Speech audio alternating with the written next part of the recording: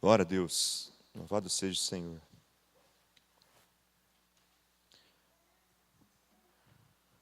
Deus Pai, Deus bendito, Deus eterno, soberano, dá-nos a Tua graça nessa noite, Deus, de abrirmos a Tua palavra, Senhor, e conseguirmos, ó Deus, extrair dela, ó Pai, as palavras que dão vida eterna. Senhor, ministra sobre nós, com o Teu Espírito Santo, a cada coração aqui, ó Deus, segundo a Tua vontade. Segundo o Espírito do Senhor, Deus, ministra sobre nós, Deus, sobre aquilo que nós necessitamos ouvir, ó Pai. Há promessas maravilhosas, Deus, a respeito de Ti. Há também coisas, ó Deus, que nós, ó Pai, devemos fazer, ó Deus, por o Senhor nos ordenou. Nos ajuda a conciliar, Senhor, essa vida, Deus, da Tua graça, ó Pai, com a vida de obediência, Deus, que o Senhor tem para nós. Sejamos escravos da Tua vontade, Deus. Possamos perseverar, Senhor, dia após dia, Senhor. A cada luta, a cada batalha que enfrentarmos, ó Deus, possamos lembrar que o Senhor, Deus, é mais forte. E o Senhor nos faz mais que vencedores, Jesus. É pelo Teu poder, é pelo Teu santo nome. Perdoa os nossos pecados, Deus, porque nós temos falhado com o Senhor. Tenha misericórdia das nossas vidas, ó Deus, e perdoa-nos, ó Deus, porque nós sabemos, ó Pai, que somos falhos. Se fôssemos confessar os nossos pecados nessa noite, ó Deus, talvez, ó Pai, gastaríamos, ó Deus, muito tempo aqui, Senhor, a ouvir pecado por pecado, Senhor, confissão por confissão. Então te pedimos, ó Deus, que analise, ó Deus, o coração de cada um, Senhor, ó Pai, com os Teus olhos, e nos ensina a olhar, Senhor, para os nossos corações, ó Pai, nos analisar, Senhor, nessa noite, ó Deus. Que possamos nos constranger diante do Teu Espírito, diante da Tua palavra. Ministra sobre os nossos corações, ó Pai, por favor. Dá-nos, ó Deus, entendimento, ó Deus. Para a honra e glória do Teu santo nome, nós clamamos. Fica conosco, esteja conosco, permanece conosco e ministra sobre nós. Espírito Santo, enche os nossos corações. Espírito Santo, transforma as nossas vidas. Nós te pedimos, por favor, Senhor, vem sobre nós, ó Deus. E nos dá, Senhor, o refrigério, o gozo, ó Deus. Nos dá o privilégio de termos o Senhor conosco. Louvado seja o Senhor. Glória a Deus. Amém. Hoje nós tivemos aqui um tempo, um culto especial, onde nós estivemos aqui com uma grande parte da igreja. Muitas pessoas vieram visitar a igreja para acompanhar o tempo que nós chamamos de velório, né? Nós velamos aqui o corpo da nossa irmã, Leone, que por muito tempo recebeu as orações dessa igreja. Eu vejo a fé que Deus colocou nos nossos corações de clamar pela vida dela, de ser perseverante até o fim. Nós pedimos a vontade do Senhor, mas a nossa vontade era que o Senhor deixasse ela conosco mais um tempo. Mas nós nos confortamos na vontade do Senhor, de ter levado ela. Então, pedir a vontade de Deus, como eu conversava com um dos irmãos que estavam aqui hoje, não é simplesmente falar assim, eu vou entregar na vontade de Deus e deixa Ele fazer o que Ele quer. Não. Pedir a vontade de Deus é pedir aquilo que está no teu coração, pedir o favor de Deus sobre aquelas coisas, mas quando Deus responder, se confortar na resposta que Ele dá, se confortar na vontade que Ele faz, seja para a vida, seja para a morte, seja para a saúde, seja para a enfermidade. A vontade dele sempre é superior, é sempre perfeita. Nós não temos compreensão do que o Senhor fez nesse tempo com a irmã daqui dentro daquele hospital. Não temos condições de explicar em cada passo, em cada respiração, em cada vez que o enfermeiro ou o médico vai analisar e ele condena por mais um dia, e mais um dia fica, e mais um dia fica, e mais um dia fica. E se passaram mais de 10 dias, mais de 15 dias ali. E aqueles que deram uma sentença lá atrás, alguns meses, tiveram que permanecer ainda sendo desenganados, porque Deus ainda a sustentou por um tempo, até que aprove o Senhor retirá-la do meio de nós, para a honra e glória dele. E durante ali o sepultamento, nós tivemos um privilégio muito grande, de durante o tempo que nós estávamos ali, uma chuva bem fina, caiu sobre a cidade, e nós ali do cemitério, nós podemos ver um arco-íris se formando ali, muito lindo também. E eu creio que muitos pensaram a mesma coisa que eu. O Senhor trouxe numa chuva refrigério aos corações. E o Senhor, mais uma vez, coloca a sua aliança no céu. Para mostrar que a sua serva, que tinha uma aliança com Ele, estava sendo levada por Ele. Glórias ao Senhor por isso. Isso me confortou, isso me deu uma alegria muito grande. Quebrou meu coração, me mostrou que Deus é perfeito. Ele é maravilhoso. Quer dizer que com todos vão acontecer isso? Não, pode ser que com todos não aconteça, mas aconteçam outras coisas. Mas hoje foi assim, aprove o Senhor fazer dessa forma. Nos dá essa visão.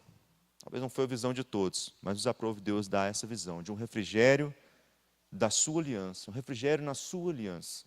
Então aquele que está alicerçado no Senhor, aquele que está aliançado ao Senhor, ele tem paz, ele tem gozo, ele tem alegria, até mesmo na morte. Contudo, nós não podemos esquecer que a palavra de Deus diz que é melhor a casa do luto.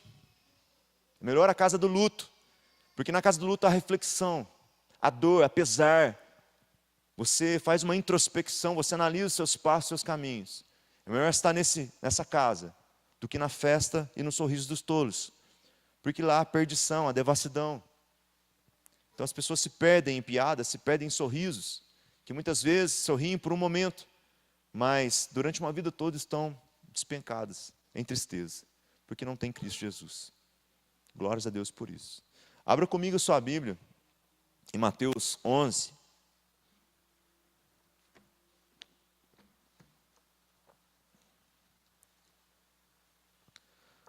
Mateus 11, daqui a pouco eu falo os versículos.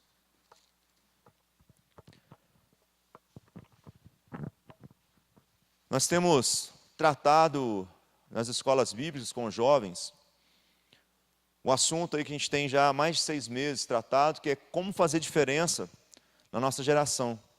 Como eu, sendo uma pessoa comum, como eu sendo um homem, né, um ser humano comum, cheio de falhas, cheio de erros, cheio de coisas, como eu posso fazer diferença na minha geração?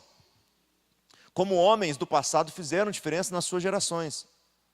Seja uma diferença pontual aqui no bairro do Kennedy, seja na minha própria igreja, seja em Poços de Caldas toda, ou seja no Brasil inteiro, a diferença que eu posso fazer num país, num bairro, numa dimensão, não importa. Mas como eu posso fazer diferença? Dentro desse assunto a gente viu a vida de vários homens bíblicos, o tempo que eles viviam de perseguição, de luta, de guerra, de exílio, devassidão, e como eles, com uma aliança com Deus, ali um propósito com o Senhor de compromisso, fizeram diferença na sua geração, vencendo todas essas coisas. Dentro desse assunto, nós tivemos ali um subtítulo, que é o contrário disso. Seria o porquê não conseguimos fazer diferença na nossa geração. Por que nós hoje não temos feito diferença na nossa geração? Então eu fui perguntando a alguns jovens que estavam na sala naquele dia, e eles foram colocando várias coisas. Alguns colocaram que é a falta do Espírito Santo, outros colocaram que é o pecado, outros colocaram que é não viver como Cristo, outros colocaram que o mundo tem nos sufocado, outros colocaram que nós temos amado demais o mundo. E houve um assunto que foi a dureza de coração. E sobre a dureza de coração, ao fazer as pesquisas ali, para colocar diante dos jovens, eu tenho sido ministrado fortemente, porque eu tenho me encontrado como um homem duro. Como um homem duro de coração. Pode ser não na totalidade da minha vida, não no total do meu ser, mas eu vejo que em alguns pontos da minha vida há uma certa dureza. E essa dureza gera uma incredulidade. A dureza de coração gera uma incredulidade no homem. O homem ele começa a se tornar incapaz de crer.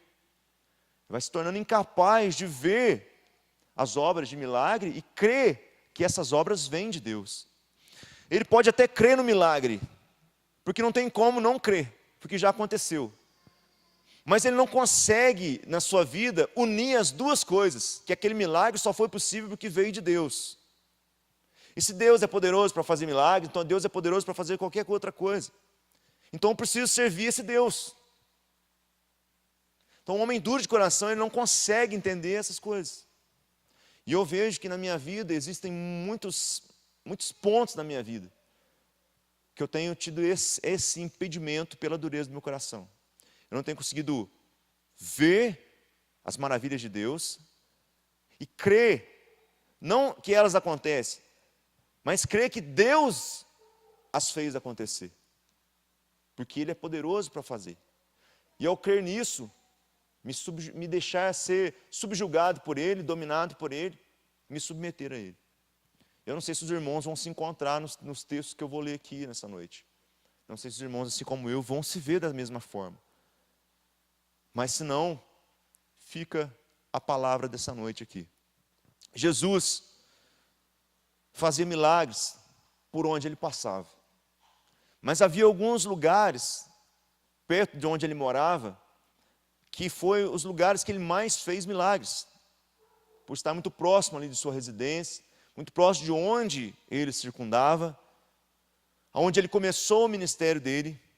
Ele começou o ministério dele ali de Nazaré, Galiléia, e foi pelas cidades circunvizinhas ali no mar da Galiléia, cidades que estavam no entorno do mar da Galiléia. E depois ele foi avançando, passou por Samaria e foi até Jerusalém. Jerusalém era o cumprimento da palavra, onde ali ele seria morto.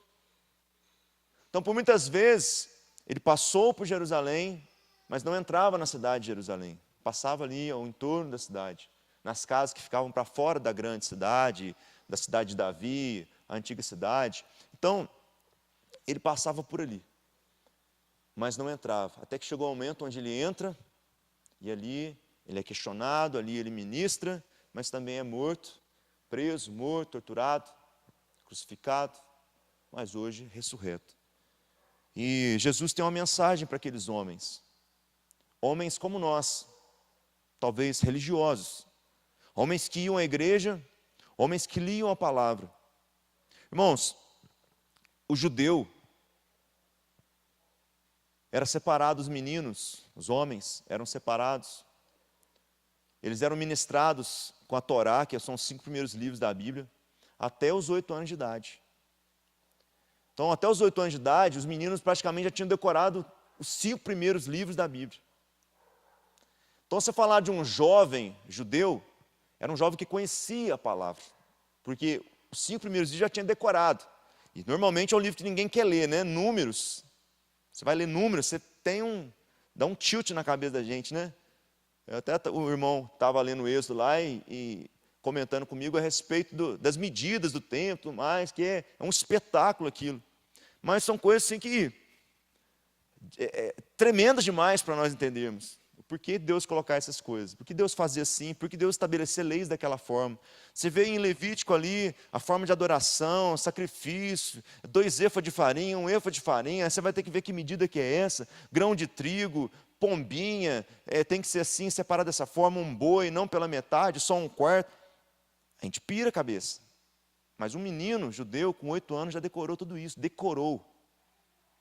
Ele decorou. E ele consegue recitar em forma de cântico ali, da forma que eles leem. Dos 8 anos até os 12, ele é separado para aprender os outros livros. E com 12 anos, ele é separado para passar pelo ritual lá, da maioridade que eles têm lá. Não sei se é bar mitzvah que chama lá, é um nome diferente. E ele vai ser um jovem que vai aprender com um discipulador, um mestre, um rabi. E nós? Nós não temos uma cultura assim tão forte a respeito da Bíblia. Eles se deixaram levar pela dureza dos seus corações. Mesmo tendo conhecimento da palavra, mesmo tendo a Bíblia toda ali no conhecimento, quando o Messias veio, eles não puderam ver o Messias, não puderam ver Jesus, o Salvador. A salvação chegou até eles, mas eles não puderam ver a salvação. Por quê? Por causa da dureza de seus corações. Eles mataram os profetas, eles mataram os mensageiros de Deus, e não perceberam, em momento algum, que Deus estava o chamando para perto dele, para o arrependimento. Então Jesus deixa uma palavra dura aqui, nessa noite, para nós. Eu creio que você já leu várias vezes, mas nós vamos ler de novo aqui. Mateus 11, a partir do versículo 16. Mateus 11, a partir do versículo 16. Mas a quem hei de comparar essa geração? É semelhante a meninos sentados nas praças e gritam aos companheiros: nós vos tocamos flauta e não dançastes. Entoamos lamentações e vocês não choraram, não prantearam. Pois vem João, que não comia nem bebia, e vocês o chamam de endemoniado. veio o Filho do Homem, que come e bebe, e vocês dizem que ele é um glutão e um bebum, amigo de publicanos e de pecadores. Mas a sabedoria é justificada por suas obras. Até aqui, então, Jesus chama a atenção, dizendo o seguinte: vocês parecem meninos, é igual criança. Vamos jogar do meu jeito. O menino pega a bola e fala assim: a bola é minha. Ele compra a bola, leva lá no campinho. Vamos jogar do meu jeito. Ah, você chutou muito forte, tem que chutar devagar. Não, você fez gol em mim. Não pode fazer gol em mim. Ah, os mais fortes é do meu time. É igual criança, tem que ser do meu jeito. Aí as coisas não começam a acontecer do jeito dele. O que ele faz? Pega a bola, põe debaixo do braço e vai embora. É as meninas que brincam de boneca. Aí ela tem lá umas 5 bonequinhas. Ah, e vamos brincar assim? Vamos brincar de chá? Não, eu quero brincar de escolinha. Não, então eu não brinco com você. Eu quero brincar de chazinho. Vamos brincar de casinha aqui e faz de conta que você era não sei o quê? Não. Vamos brincar de faz de conta que eu era enfermeiro, você era o paciente? Não, eu quero brincar de casinha, de cozinhar e tudo mais. Não, então eu não brinco. Aqui que ela faz? Pega as bonequinhas dela e leva embora. Então Jesus estava dizendo isso: vocês são como crianças mimadas. Vocês têm o conhecimento, mas vocês não dividem. Se as pessoas não fazem aquilo que vocês querem, vocês não dividem conhecimento com elas. Elas precisam fazer o que vocês querem. Enquanto isso, vocês estão retendo conhecimento sobre elas. Vocês não passam para frente. Então Jesus diz, é engraçado, João fazia jejuns longos e profetizava no nome de Deus. E fazia milagres e muitas coisas. Sabe o que vocês disseram a respeito dele? Porque ele não fazia nada e concordava com vocês, você chamava ele de demoniado. Aí vem o Filho do Homem, ele falando a respeito de si mesmo. Vem eu. Aí eu vou com misericórdia e graça, como com os pecadores, com aqueles que vocês excluíram, aqueles que não brincam com vocês, que vocês excluíram, vou brincar com eles. E vocês me chamam do quê? De beberrão e de glutão.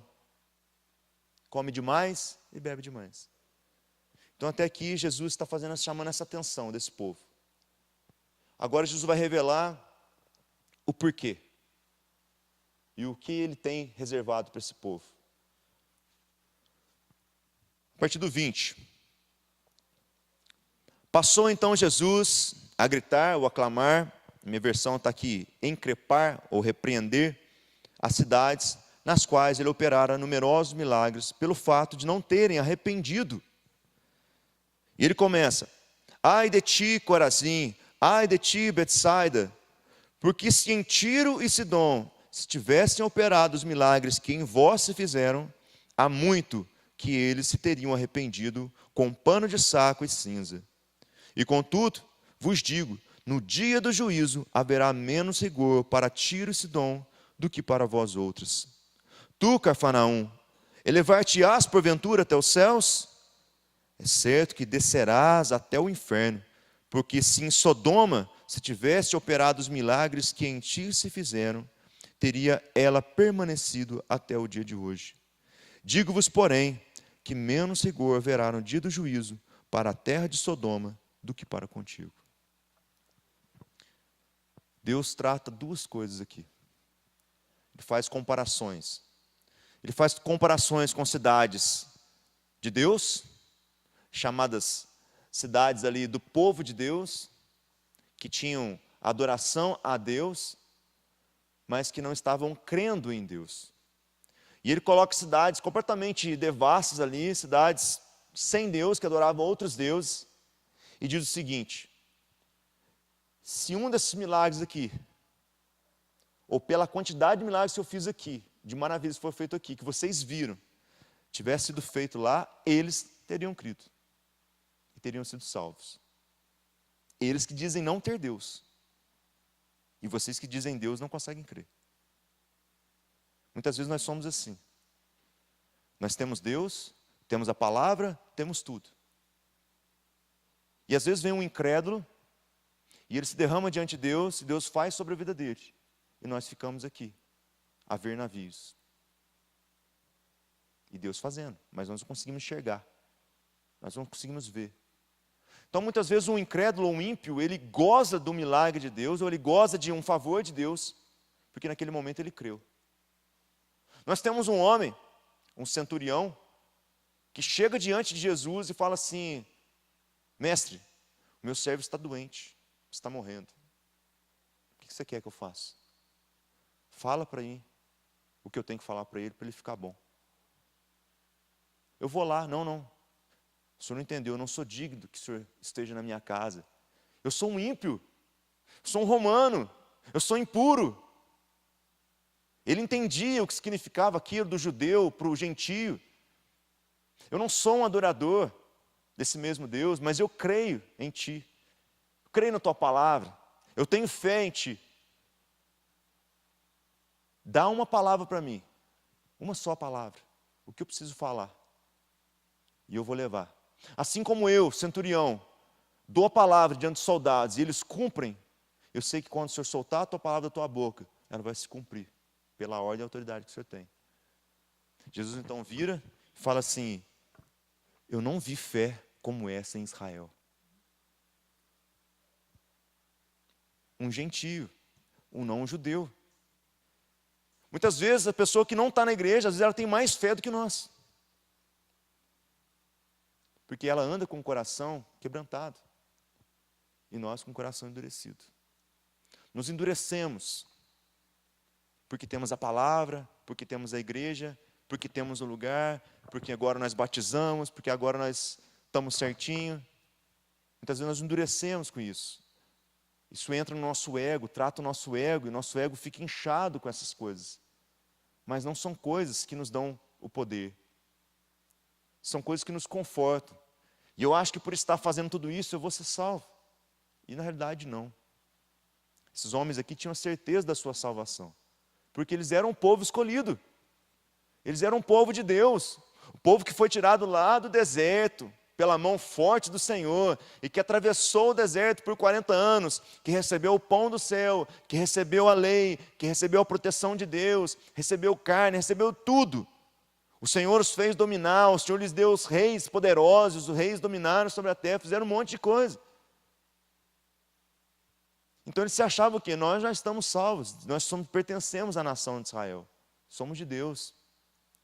E Jesus vem falar para eles assim: vocês já estão no inferno. Vocês já estão no inferno. E aqueles lá que foram condenados, se tivessem recebido o que vocês receberam, tinham sido salvos. Tinham sido salvos. Só para a gente ter uma ideia, Betsaida, Corazim, Cafarnaum, foram cidades ali, se a gente for ver, ler a Bíblia ali, Mateus, Marcos, Lucas e João, a gente vai ver que são os lugares que Deus mais fez milagres. Mar da Galileia, atravessava o mar de um lado para o outro, multiplicação dos pães, curas, ali, em torno do Mar da Galileia. No entanto, ele dá pão de um lado, corre para o outro, o pessoal dá a volta correndo lá, para encontrar do outro lado, para pegar pão de novo, para ver se tinha pão de novo. Então, você vê os milagres do Senhor ali, eles gozaram da graça de Deus, mas não foram capazes de crer no Senhor. Não foram capazes de crer no Senhor. Tiro e Sidom eram cidades gentias, cidades que eram cidades portuárias, à beira-mar. As cidades daquela época, quando elas ficavam ali à beira do mar, eram as cidades mais ricas que tinham, porque toda a riqueza, conhecimento e ciência passava por ali. Passavam pelos portos, porque a gente não tinha igual hoje, rodovia, ferrovia, não. O tráfico melhor, né, o tráfico melhor de coisas era pelo mar. Contudo, já havia os piratas. Aqueles homens que saqueavam outros barcos ali, destruíam outros barcos e pegavam toda a riqueza daqueles barcos lá. Então havia uma luta muito grande. Então Tiro e Sidom também eram cidades de guerra, cidades violentas, cidades de batalha, de um povo ganancioso, que queria as riquezas que chegavam. Então os negócios ali, prostituição, tudo era ali à beira da cidade. Então uma cidade que vivia violência, prostituição. Sodoma, a gente tem na memória mais quente, né, Sodoma, porque Sodoma era devassidão. Ló, Abraão, estátua de sal, né, esposa de Ló, virou estátua de sal. Então a gente tem essa historinha desde pequeno, então a gente guarda mais. Então, o que a gente vê aqui? Que a incredulidade e a dureza de coração é tratada por Cristo pior do que a devassidão sexual. É como Jesus dissesse o seguinte: é melhor você pregar para um devasso sexual, ou um homem violento, truculento, que mata por qualquer coisa, do que você pregar para um duro de coração. Nesse perdido, depravado, pode surtir efeito a palavra e ele ser salvo. Mas sobre o duro de coração, já está condenado, por sua dureza de coração. Então eu tenho visto assim que é muito fácil o homem endurecer o coração. É muito fácil. E não é porque ele não vê o Espírito Santo, não é porque ele não vê o milagre, não é. É justamente porque ele acostuma com tudo isso. Ele acostuma com a santidade, ele acostuma com o milagre, e ele passa a viver segundo as suas próprias vontades.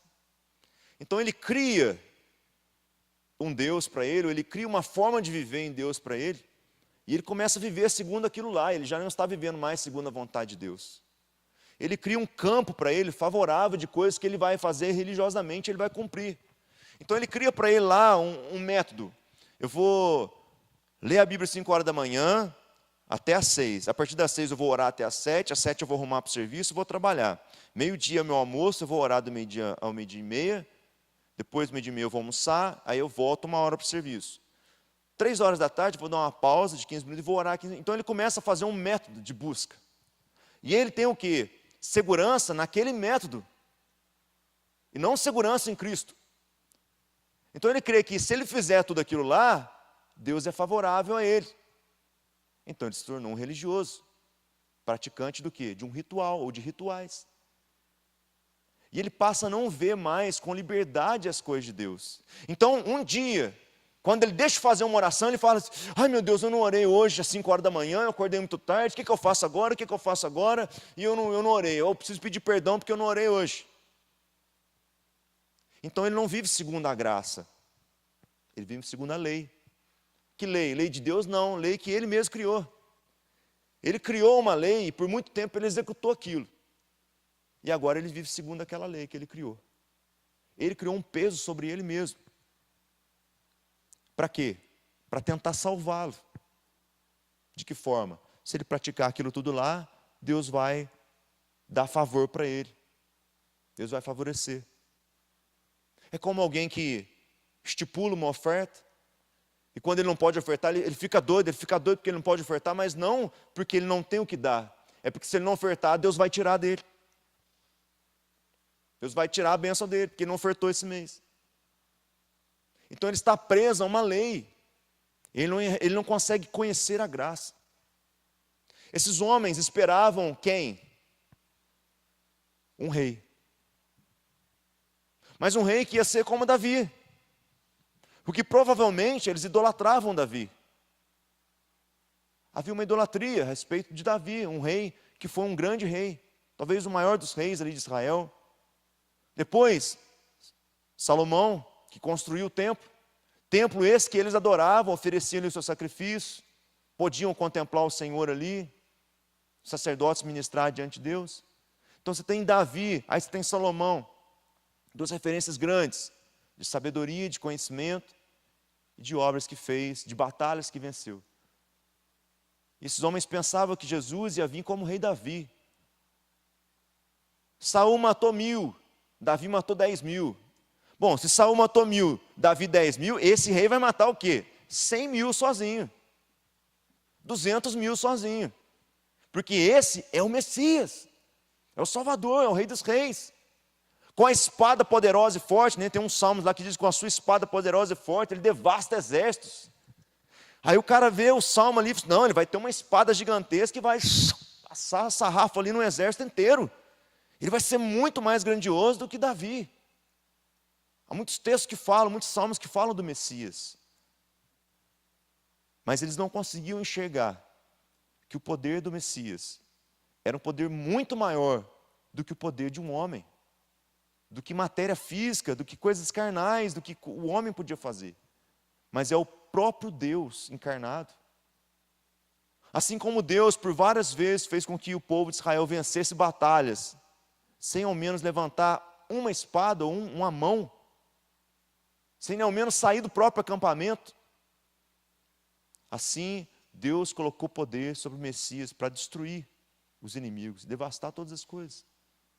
Mas os homens, pela dureza dos seus corações, por se confortarem na lei e na prática da lei, não conseguiram encontrar ou ver o Messias. Jesus era perguntado a todo momento. Ele era perseguido em todo o tempo.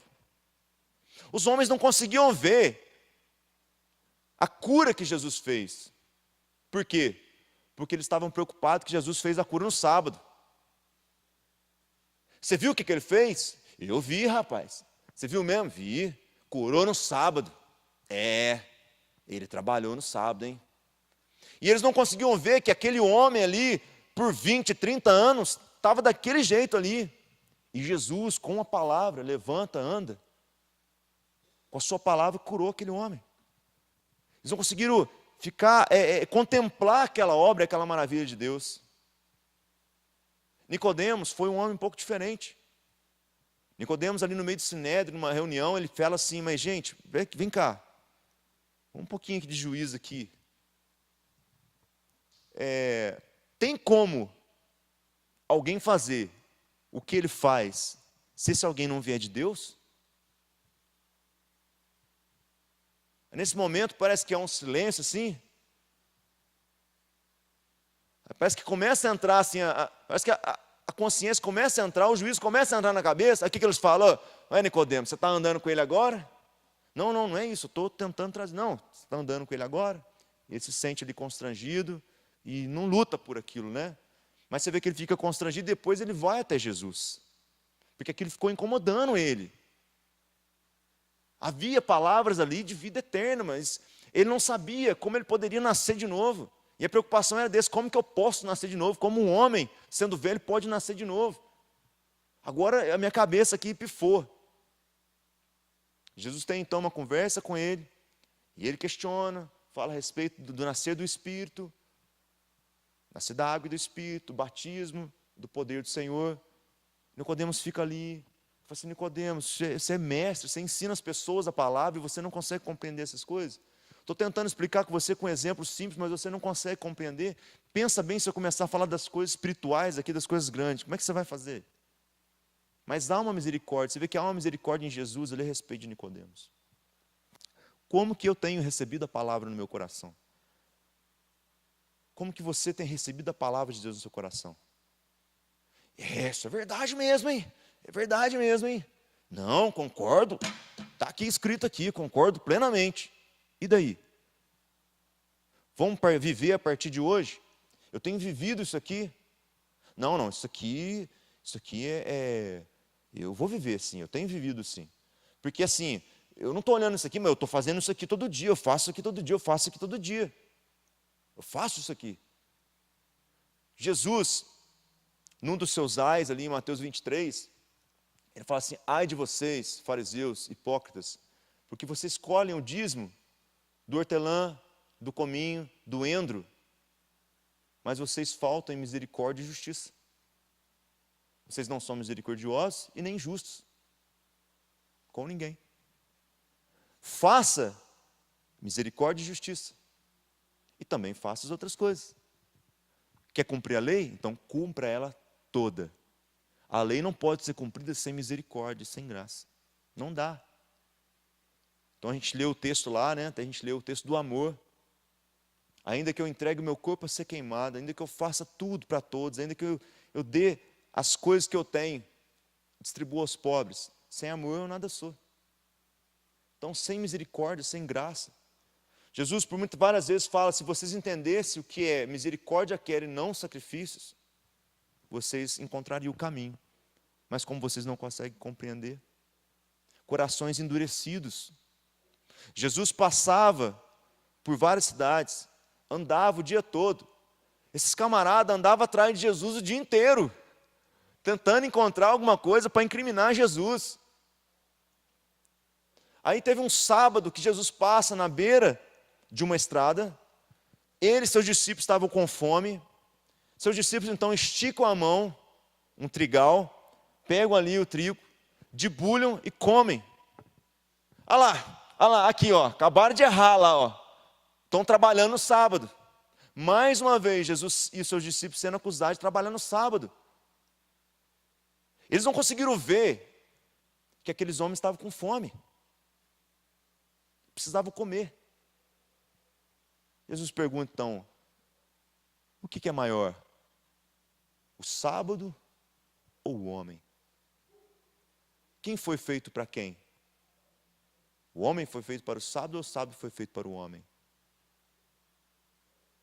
Está aqui quem é maior que o sábado. Eu que falo. Está aqui quem é maior que o sábado. Ele fala a respeito dele mesmo. Muitas vezes nós nos preocupamos com coisinhas. Às vezes uma pessoa vai entrar aqui um dia, talvez aí, um homossexual, trajado de mulher, e ele vai começar a vir à igreja.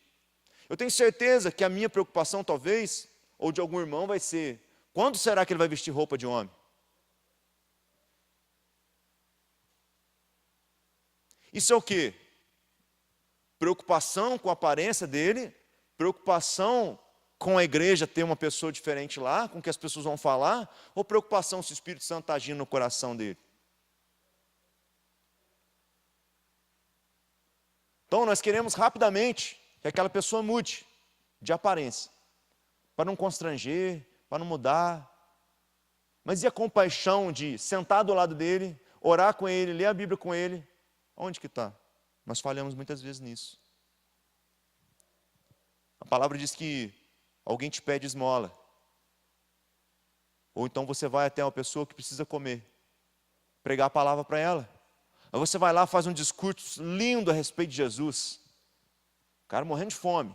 Você faz um discurso lindo. Você está com fome. Jesus é o teu pão. Você está com sede. Jesus é a tua fonte de água viva. Ele vai vir, vai saciar a tua sede. Ele vai ser o seu pão, vai saciar a tua fome. Você está com frio. Jesus é o teu guarda, aquele que te aquece. Ele é o fogo que enche teu coração. Vai com Deus, meu irmão. Vai com Deus. Deus vai te guardar. Aí você dispensa o cara com fome. E a palavra diz assim, o que adianta você pregar para ele a palavra perfeita e não ser perfeito? Não ter compaixão e mandá-lo com fome embora para casa. Antes, dá o pão.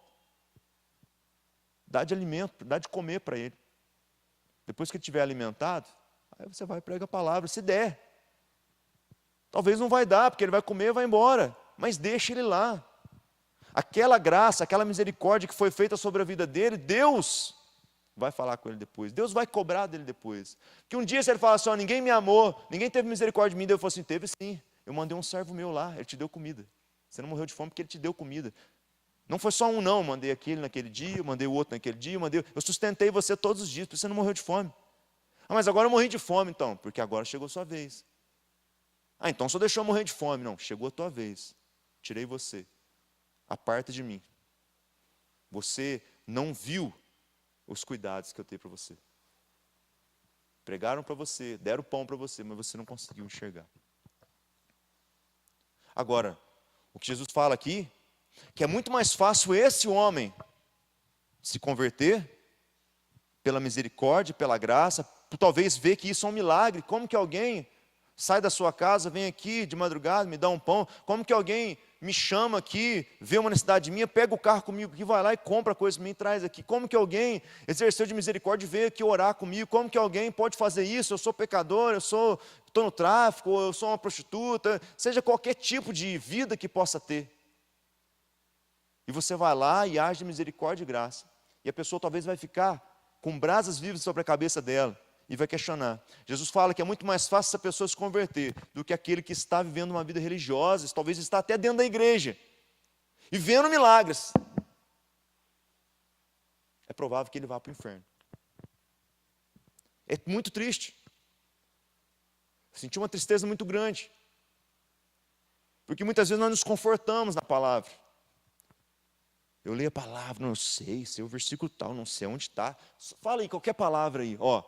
Texto tal, tal, tal, tal. Falam amor, amor, texto tal, tal. Fala aí, misericórdia, texto tal. Só você dá uma palavra que a pessoa já sabe onde tem. Perfeito, muito bom. mas às vezes na hora de tratar alguém que precisa de auxílio, não sabe como tratar. Eu vou te dar a Bíblia para você ler, ó. Te dar o versículo tal, você lê o versículo tal, versículo tal. Lê esses versículos aqui que você vai ser salvo.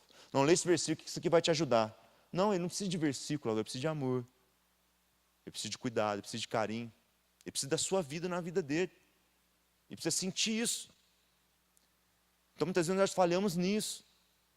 Nós temos algo perfeito nas nossas mãos, temos a palavra poderosa nas nossas mãos, mas pela dureza de coração, por nos achar que nós temos já o suficiente e não precisamos de mais, deixamos de fazer o que é maior. Isso é acomodar-se, é se tornar-se cômodo. A igreja se torna cômodo para mim, um ambiente cômodo, gostoso. E eu não consigo conviver para fora. Não é porque eu sou santo demais. Não é. É porque eu me tornei religioso demais.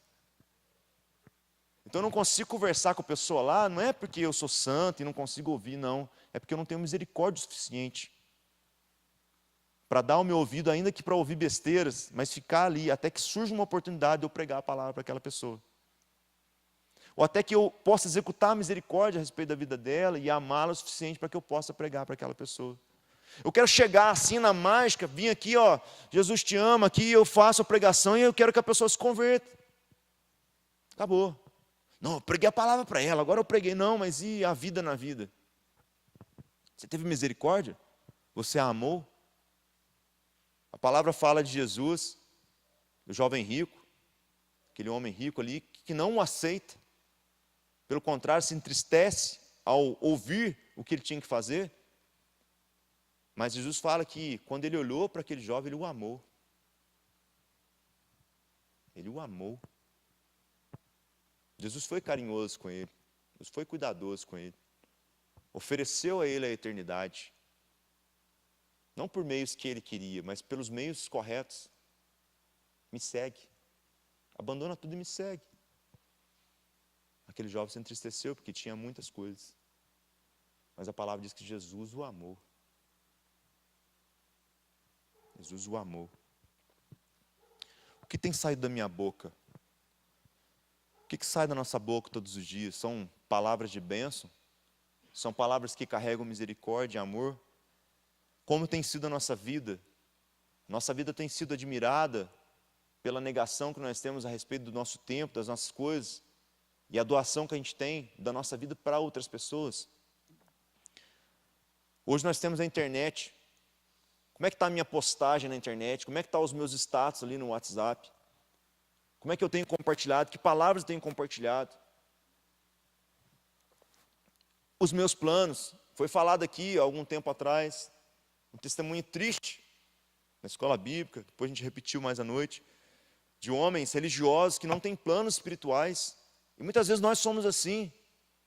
Nós temos o projeto para o casamento, temos o projeto para o primeiro filho, para o segundo filho, para o terceiro filho. A gente tem um projeto para a previdência, para esses filhos. Faz uma poupancinha para eles fazerem a faculdade. A gente tem projeto para depois da aposentadoria. A gente tem projeto para quando eles crescerem, ficar só eu e minha esposa quietinha em casa. Temos projeto. Mas nós temos dificuldade de fazer um projeto espiritual. Até mesmo assim, como eu vou abandonar tudo isso se Deus me chamar?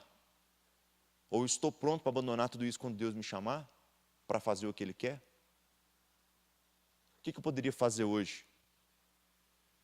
Será que Deus vai me chamar ou falta voluntariedade? Deus não chamou Isaías. Deus perguntou para Isaías, quem será? Quem será que eu vou enviar? Senhor, eu estou aqui. Envia-me a mim. Quem eu enviarei? Como se Deus fizesse assim. Quem eu enviarei, hein? Não encontro ninguém. Isaías ali prostrado, talvez ali, dá uma levantadinha. Senhor, eis-me aqui. Envia-me a mim. Olha, eu estou aqui, eu estou aqui. Quanto que nós fazemos isso? Senhor, eu tenho isso aqui, ó, mas ali no Kennedy, na cidade tal, eu fiquei sabendo que não tem ninguém pregando lá. Envia-me a mim. Senhor, tem irmãos morrendo em tal lugar. Mataram os missionários lá do país tal. Não tem ninguém lá mais. Senhor, envia-me a mim. Senhor, havia um pastor ali que estava na cidade tal. Ele estava ministrando, mas ele morreu. Agora, igreja nenhuma quer mandar alguém para lá, porque acha que o lugar é perigoso, porque não dá lucro, porque não tem condições. Senhor, envia-me a mim. Será que nós temos tido interesse nessas coisas? Será que nós nos interessamos por lugares que necessitam? Por pessoas que necessitam? Por aqueles que não ouviram ainda a palavra? Será que nós temos essa preocupação em relação ao reino dos céus? Ou a gente tem aquele pensamento assim, ó, se um dia eu tiver que ir e for da vontade de Deus, eu vou. Enquanto isso, eu vou fazendo a minha vontade. Porque a vontade de Deus é soberana. Então, se Ele quiser me mandar, Ele me manda. Se Ele não quiser, Ele não me manda. Isso me conforta. Aí eu posso viver a minha vidinha miserável, medíocre, do jeito que eu quiser. Enquanto Ele não manda, porque Ele é soberano. Se Ele quiser me mandar, Ele vai me mandar. Mas e a disposição? E o voluntariado? Deus chama os voluntários. Deus chama os voluntários. Aqueles que estão dispostos a morrer. Estão dispostos a sacrificar a própria vida. Quem que Deus vai chamar? Aqueles que cumpriram o negue-se a si mesmo. Aí então Ele vai dar uma cruz. Então Ele vai pegar a cruz. E a partir desse momento Ele vai seguir Jesus. Mas não tem um negue-se a si mesmo. Porque eu não nego nada. Eu não nego nada. Homens que não negaram a imagem que eles tinham a respeito do Messias. E quando Jesus veio numa imagem diferente daquilo que eles interpretaram, porque eles tinham a interpretação bíblica deles. Não, eu já tenho a minha interpretação, porque vai vir assim. Mas de repente vem um homem poderoso, um homem que faz coisas que nunca se fez, nunca se curou um cego de nascença. Nunca. E de repente esse homem libera uma palavra e um cego de nascença é curado. Aí o que o pessoal faz? Parece que quer bater no cara ou quer cegar o cara de novo. Porque eles não conseguem crer, eles não querem crer. Porque esse homem que fala com autoridade, que fala coisas diferentes, é diferente daquele que nós queremos, que nós esperamos. Por isso que Jesus no começo, ele fala assim, vocês são como aquelas crianças que sentam nas praças. Aí fica assim, nós tocamos flauta, vocês não cantaram. A gente chorou aqui e vocês não choraram. Como crianças mimadas.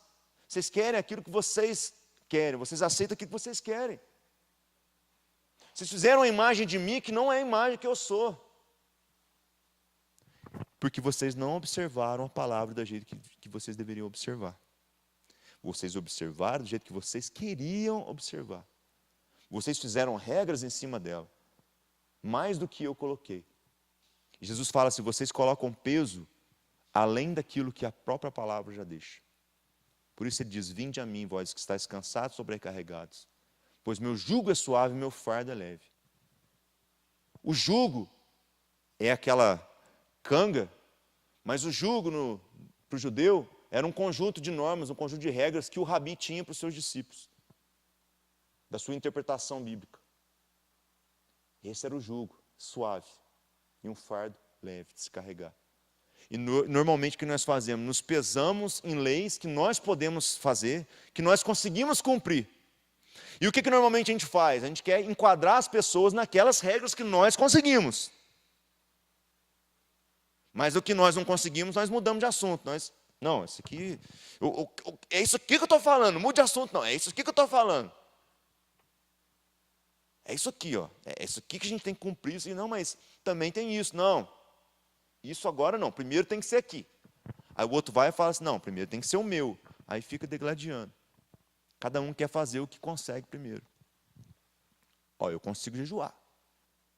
Eu fico uma semana sem comer nem beber. Quem não jejua não é santo. Ah, é? Eu leio a palavra 4 horas direto. Sem tirar o olho da folha. Não, mas você não jejua. Não, mas você não lê a Bíblia. E a gente fica degladiando. É assim que eles faziam. Degladiavam ali. Enquanto isso, o povo sucumbia sem a verdade, o povo se perdia sem a verdade.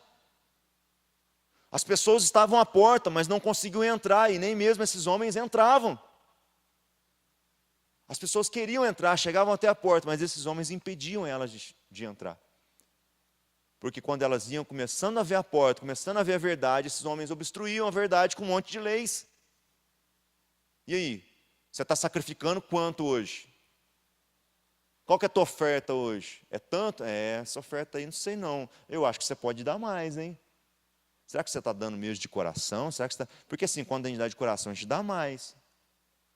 E começa a pesar sobre o povo. Nem parece que nós vivemos isso hoje. E é o que eu falei, muitas vezes nós pesamos sobre as pessoas. O marido converte. Aí ele quer que automaticamente a esposa e os filhos sejam convertidos. Aí ele não prega a palavra para eles. Ele começa a exigir deles um comportamento religioso. Você tem que ir na igreja, você tem que fazer assim, você não pode mais fazer isso. O Espírito Santo não agiu na vida deles como agiu na tua. A esposa, a mesma coisa. A esposa se converte. E como que ela ganha o esposo? Pelo silêncio, pela oração, pela sabedoria. A mulher sabe, edifica o seu lar. Aí o que acontece? Ela quer que o marido... Não, agora, o marido, você não pode beber mais, você está bebendo, não pode. Você não pode fumar mais. Não, você não pode ir mais, você não pode fazer mais. Você não pode, porque agora nós é crente. Não, nós não é crente. Você que se converteu. Você precisa orar agora pelo teu marido, você precisa orar pela tua esposa. É o filho que converte e quer que o pai com a mãe seja crente, começa a cobrar. Não, pai, você está errado. Não, mãe, você está errado. Mas sem pregar com uma vida de misericórdia, de graça, de oração, a verdade. Isso é dureza de coração. É quando eu me julgo já pronto e cobro dos outros a mesma coisa, sem que eles passem pelo mesmo processo que eu passei, ou pelas mesmas condições de ser tratado pelo Espírito Santo, de receber a verdade, de ver alguém vivendo a verdade, aquela verdade me atrair. Isso é dureza de coração. E muitas vezes a gente pratica essa dureza.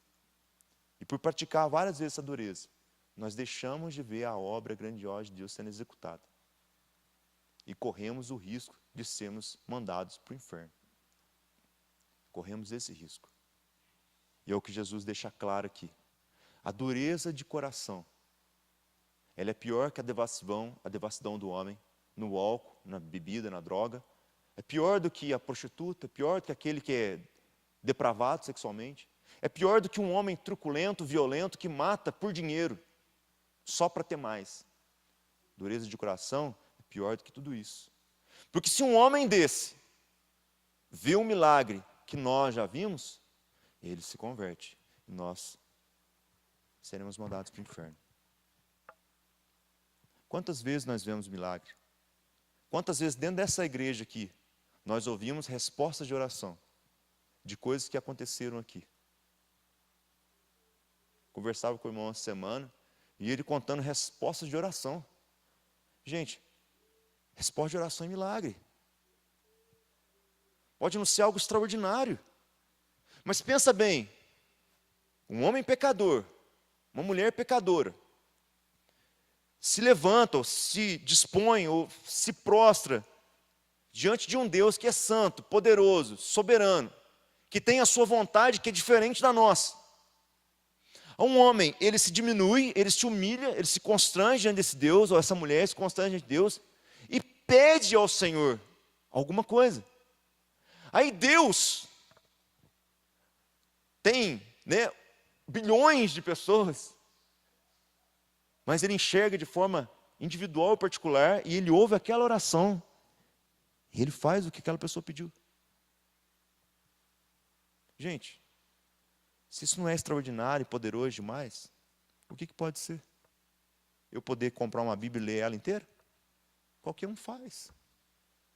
Agora, ter uma oração atendida por Deus, isso é difícil. Muitos desistem com o tempo de orar. Deus nunca faz o que eu quero. Mas de repente Ele está fazendo o que Ele quer. Mas você não está se confortando na vontade dEle, que pode favorecer você ou pode não favorecer. Ele não deixou de fazer algo, Ele fez. respondeu não para te proteger. Mas você não aceita o não dele. E você desanima de orar. Ah, Deus não tem respondido minha oração, Deus não tem falado mais comigo. Às vezes ele já está falando, só que ele está falando não, ele está sendo contra você. E a gente vai endurecendo, endurecendo, endurecendo, endurecendo. Isso é triste demais. É uma situação horrenda para nós, de saber que existe uma condição dessa. Para a gente terminar aqui, abre comigo Mateus 12, só avançar aqui um pouquinho a sua Bíblia.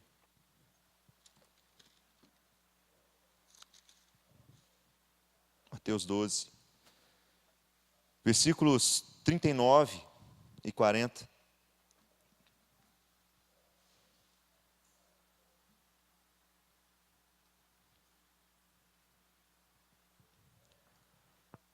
Esse povo estava cansado de ver o que Jesus estava fazendo. Jesus já tinha feito muitos milagres. O que eles não viam, eles ouviam por testemunhos de pessoas que viram. Por testemunhas de pessoas que ouviram, daqueles que ouviram, daqueles que ouviram, daqueles que ouviram, daqueles que viram que Jesus fez. Porque a notícia corria por toda a Judéia, Samaria, Nazaré, Galiléia. Todas as cidades sabiam da notícia de que havia um homem que pregava com autoridade. Um homem que fazia coisas que nenhum outro homem já fez. Um homem que pregava completamente diferente de qualquer outro. Um profeta, um sábio, que tinha palavras e respostas que ninguém nunca tinha dado. Os maiores mestres que apareceram até hoje nunca falaram como ele. E ele surpreendia todos. Ele tinha multiplicado o pão, ele tinha feito um monte de coisa. Aí o que acontece?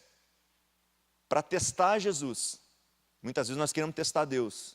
Nós estamos vendo um monte de coisa acontecer. Mas porque eu quero a minha vontade, eu começo a testar Deus. Então vamos lá, Deus, já que o senhor fez ali, faz aqui então. O senhor fez ali, mas faz aqui. Então esses homens pedem um sinal. Ah, ô Jesus, nós queremos ver um sinal da tua parte. Queremos um sinal da tua parte. Jesus então responde para eles, a partir do 39. Ele, porém, respondeu: uma geração má e adúltera pede um sinal, mas nenhum sinal lhe será dado, senão o do profeta Jonas.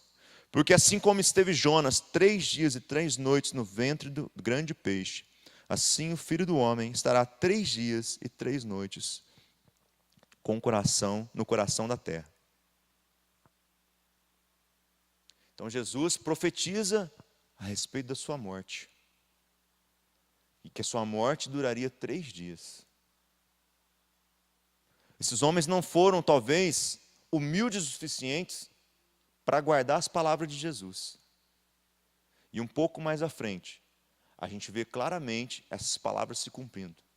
Jesus permanece na boca ou no coração da terra, ou dentro ali daquela caverna, ou daquela gruta, por 3 dias.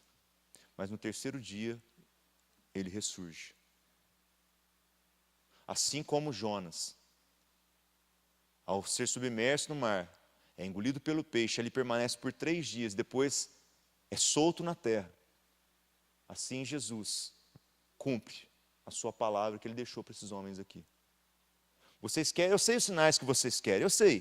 Vocês querem que eu cure um aqui, vocês querem que eu expulse um demônio aqui, mas vocês não vão ter esse sinal não. Vocês vão ter um sinal que eu vou dar a qualquer pessoa. O sinal de Jonas. Sejam espertos, sejam sábios, interpretem o que eu estou dizendo para vocês. Vão na palavra, tentem entender o que eu vou falar para vocês aqui agora. Assim como Jonas ficou 3 dias no ventre do peixe, o Filho do Homem ficará 3 dias no coração da terra.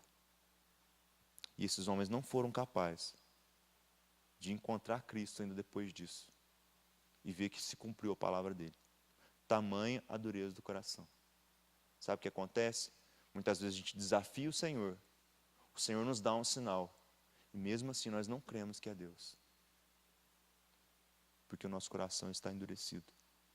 O Senhor dá um sinal imenso. Senhor, eu quero um sinal, faz brilhar o papel aqui. Deus faz brilhar tudo em volta do papel, deixa você cego. Ah, não brilhou o papel, então eu não creio que é Deus, porque eu pedi para brilhar o papel. Deus fala assim, não, vou fazer diferente, vai ser assim, vou brilhar em torno. Ah, não posso crer. É assim que nós fazemos. Deus muitas vezes dá um sinal muito maior do que a gente pede. E a ressurreição é o sinal da salvação, da vida eterna. É o sinal de que Cristo vence a morte e nos dá também o poder de vencê-la. Cristo vence a morte e nos dá o poder de vencê-la. Sinal mais poderoso que esse para nós? Jesus está dizendo o seguinte, vocês querem milagres? Vocês querem prodígios? Nada disso importa diante da ressurreição que eu tenho separado para vocês. Nada disso importa diante da vida nova que eu tenho para vocês. No que nós temos escorado as nossas vidas? No que nós temos apoiado as nossas vidas? No que nós temos crido de verdade? Será que é em Cristo, na ressurreição, no poder que Ele tem? Será que nós temos praticado misericórdia e graça, compaixão com os nossos irmãos, principalmente com os irmãos, depois aqueles que estão lá fora precisando de compaixão, daqueles que talvez venham aqui uma noite visitar a igreja, talvez mal trajados, ou talvez vestidos de forma depravada, mas há um carinho. Ou eu logo falo assim, ô meu filho, você não pode ficar aqui não, porque você está vestido de forma imprópria, cobre isso aí. E a misericórdia? Será que há misericórdia para fazer isso? Será que há amor ao fazer isso? Talvez nós ainda não recebemos pessoas assim, porque nós não estamos preparados para recebê-las. Será que nós já paramos para pensar nisso? Será que Deus não me mandou ainda para um lugar porque eu não tenho um coração quebrantado para ir para o lugar que Ele quer que eu vá? Será que Deus não me dispôs ainda, ou não abriu ainda algo para me fazer porque eu não tenho um coração suficiente bom, quebrantado, rasgado e disposto para fazê-lo? Eu tenho sido ministrado dessa forma, irmãos, e tenho pedido a misericórdia de Deus sobre a minha vida, porque eu sei que eu tenho endurecido meu coração em muitas coisas. Eu tenho me confortado em algumas coisas que eu consigo fazer e tenho deixado de observar as outras coisas que eu devo fazer. Que a gente não seja assim. Que não seja como esses homens aqui, que se confortavam na lei que eles seguiam, que eles viviam, mas esqueciam de agir com misericórdia e graça daqueles que necessitavam. Homens que faziam longas orações na casa de uma viúva e devoravam tudo aquilo que elas tinham. Talvez a comida que elas iam ter para o mês e depois morrer. Mas eles conseguiam fazer uma longa oração lá. E comer o bolo, comer o pão que ela fazia. Porque era uma satisfação ter um sacerdote em casa. Mas eles não levavam nada. Nem mesmo misericórdia, nem mesmo justiça. Se tornavam injustos. Homens que viam homens leprosos e não cuidavam das suas feridas, mas os afastavam do povo e os afastavam da cidade porque eles eram impuros. Eu não posso tocar o impuro, porque se eu tocar o impuro, eu fico impuro. Então se afasta o impuro e deixa ele lá morrer com a lepra dele. E falta misericórdia e graça. Você vê o cego, chuta ele. Você vê lá o mendigo, nega o pão para ele. E não é o que Jesus ensina. Sobre esmola, nós temos um cartaz, ou cartazes espalhados para vários lugares da cidade, dizendo assim, Poste de Caldas não dá esmola. Uma vez que eu vejo, eu falo assim, eu não sou Poste de Caldas. Eu não sou de Poste de Caldas. Eu não sou do Brasil, eu não sou desse mundo. Eu pertenço ao reino de Deus, e eu não posso agir dessa forma. Se Postos não dá esmola, o problema é dela. Jesus fala que dá aquele que te pede. É Jesus que fala. Dá o que te pede. E não saiba a tua mão direita o que fez a esquerda, ou não saiba a esquerda o que fez a direita.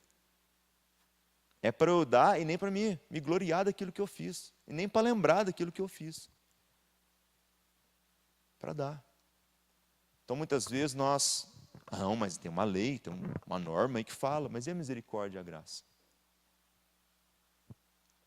Vamos nos colocar de pé, vamos orar, vamos clamar ao Senhor. Que Deus tenha misericórdia das nossas vidas. Que Deus, se olhar para nós e ver que há um endurecimento nos nossos corações, que Ele seja misericordioso, que Ele quebrante os nossos corações.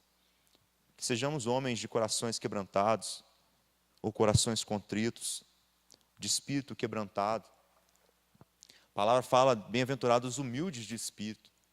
São homens com coração humilde, quebrantado, coração rasgado, coração que se diminui diante de Deus, pobre de espírito, não tem aquele espírito para frente, faz por si mesmo, mas não, pelo contrário. Ele espera em Deus, ele precisa de Deus, ele sabe que ele não pode fazer nada sem Deus. Bem-aventurado é esse homem, que nós sejamos esse tipo de pessoa, esse tipo de homem que Cristo chama para si, chama para perto. Vamos clamar nessa noite. Pai Todo-Poderoso, Senhor bendito, Senhor santo, Deus fiel, nós te louvamos, nós te engrandecemos. Diante da tua palavra, Senhor, pedimos a ti, ó Pai, sonda os nossos corações, ó Pai. O Senhor nos conhece, Deus, sabe do nosso proceder, sabe das nossas decisões, ó Pai. Sabe de como, Deus, nós temos vivido, Deus.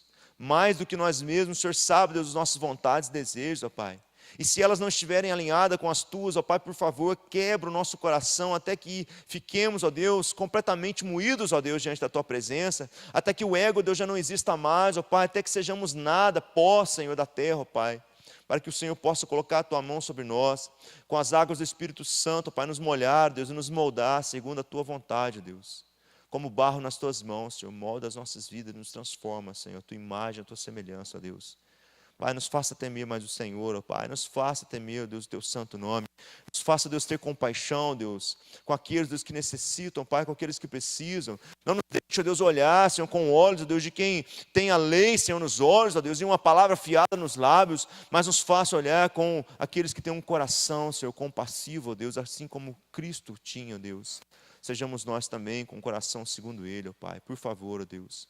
Jesus, ó Deus, amou, Senhor, aqueles que precisavam, ó Deus. Jesus amou, Senhor, aqueles, ó Deus, que não tinham nada, ó Pai. Jesus amou, Senhor, ladrões. Jesus amou, Senhor, pecadores, ó Pai. Foi contra o pecado e pregava arrependimento, mas Ele amava cada um daqueles para quem Ele pregava, Senhor.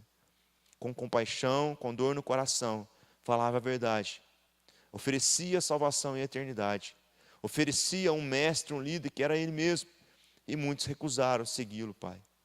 Oh Deus, não nos deixe recusar segui-lo, Senhor, por favor, Deus, eu te peço em nome de Jesus. Se nosso coração tem se endurecido, quebranto, ó Pai. Se nosso coração já se endureceu, quebra-o, Senhor, em nome de Jesus. Porque o Senhor tem poder para isso, ó Pai, e a tua palavra diz, ó Deus. Oh Pai, que o Senhor pode esmiuçar, Senhor, uma grande rocha, ó Deus, uma grande pedra, ó Pai, com o teu poder, ó Deus. Basta, Senhor, a tua palavra, basta o teu Espírito sobre nós, Deus. Por favor, nos ajuda em nome de Jesus.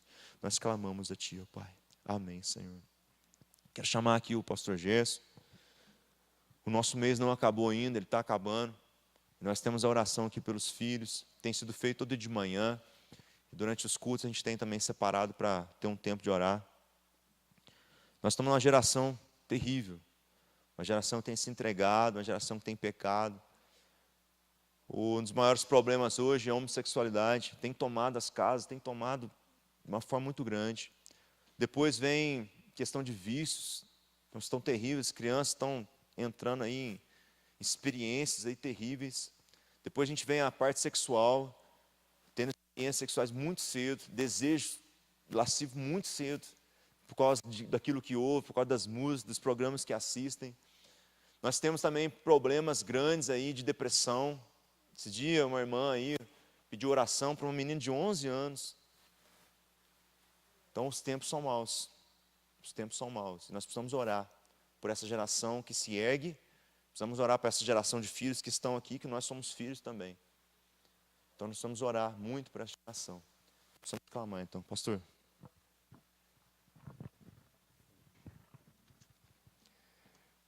Eterno Deus e soberano Pai, nós louvamos e te agradecemos, Pai, pela tua palavra que foi ministrada nessa noite. Que possamos, Senhor Deus, ser diferente mesmo, Pai, daquele povo, Senhor Deus, que vivia enganado, Senhor Deus, ou fazendo-se de enganado, Pai, no meio daquela cegueira, no meio da incredulidade, Senhor Deus, a dureza de coração. Ó Pai, no nome de Jesus, Pai, tenha mesmo, Senhor Deus, misericórdia de nós, Senhor Deus, que possamos ser diferentes daquele povo, Pai. Porque essa palavra, ela serve, Senhor Deus, como exemplo para nos colocarmos em prática todos os dias das nossas vidas, Senhor. Em nome de Jesus Cristo, Deus. Muito obrigado, Pai, pela tua palavra nessa noite. Nós queremos, Senhor Deus, interceder agora, Senhor Deus, pelos nossos filhos, ó Pai. Os filhos dos seus filhos, Senhor Deus e Pai. Nesse mundo, Senhor Deus, que nós temos vivido, cheio de violência, Senhor Deus.